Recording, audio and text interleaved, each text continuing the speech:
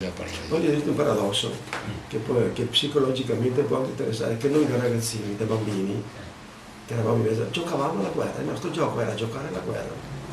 Tant'è che io ho preso una pietra qua, che me l'ha rotto anche, che ho fatto la commissione cerebrale, ma che l'ho superata, perché eravamo tutti con le nostre condizioni, con sassi, pierre, una toia, io ho tirato fuori bandiera bianca e mi sono alzato, bang, una pietra. Per dire, no, per assurdo giocavamo e quel treno mitragliato che ma io le mitragliavano a iosa, le mitragliavano, poi esplodevano perché di solito erano serbatoi, per cui con morti e feriti che venivano trasportati in una specie di infermeria lì vicino alla piazza. Dove? Vicino, dove c'è adesso cosa si chiama? Fra Bernardo. La birreria? Esatto. C'è una specie di pugno che adesso, dentro là avevano le infermerie, i repubblichini. Quel giorno là io ho avvertito qualcosa di insolito, no? Un movimento insolito, laggiù in fondo alla strada, dall'altra parte della piazza, ho visto dei soldati correre, non erano vestiti come i tedeschi, per cui erano gli inglesi con i capi. Veramente una nottata incredibile, soprattutto il 29, i lamenti, soprattutto le sparatorie, le corse, le grida, e poi i lamenti sempre più flebili di gente che moriva in pratica. Sì, così ho riservato, chissà che. E lei assieme in questa stanza dove eravamo in 20 persone, c'erano anche dei partigiani, no? I quali, porco campo, a farci papi paura ancora, cosa hanno fatto? Sì, cosa hanno fatto? Dicevano, domani mattina sugli alberelli della piazza apprendiamo questo, quell'altro, quest'altro, picchiamo.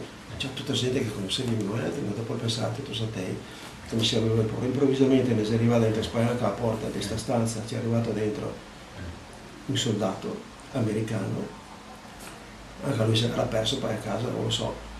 E quel mito spianato, no? Solo che ha visto che eravamo tutti trasaliti, per così dire, no? Però ha visto che eravamo noi, ci ha guardati, cosa ha fatto? Si è seduto, anche lui ha dormito una mezz'ora con i fucili nei piedi, ecco così, e poi è andato via senza proferire verbo. Ecco, questo sì. In casa Marconato? In casa Marconato, sempre. E ogni volta che io vado in piazza vado a bermi un caffè, proprio tiro un pettaio a quella casa e rivivo tanti bei o brutti momenti. Ma quale sarebbe questa casa Marconato?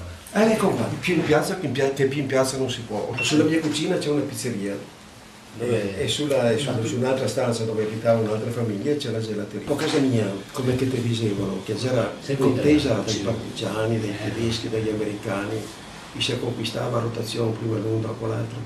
E mia mamma un po' sconsideratamente, perché era spericolata, bravissima persona perché riusciva a mantenerle per 10 anni pur col marito via, lavando robe per gli altri e così via.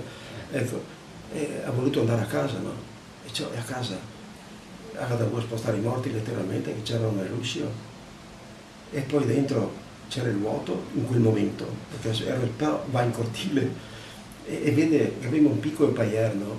Perché andavamo a spiegare, se che dice no, con piccolo il paier si muove. E gli fuori gli americani, perché gli americani, dai, buona. E domanda, partigiani? Sì, perché ha visto 4-5 dei paesani che avevano il mitra in mano in piazza, ha dedotto che non fossero altro che partigiani. Li ha chiamati, erano in baci alla cena e aveva ancora il ritratto di Mussolini appeso in cucina. Via!